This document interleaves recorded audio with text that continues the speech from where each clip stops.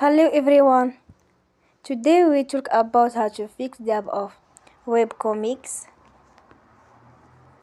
We will go to settings.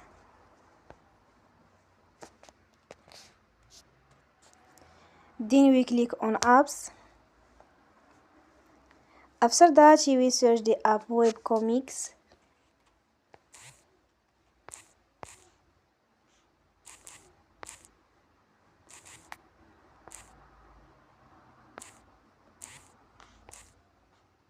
And we click. Then we will on for stop. After that we will go to storage. Then we click on clear cache. In the end, turn off your phone and you will restart your phone again. Don't forget to support us by like and subscribe.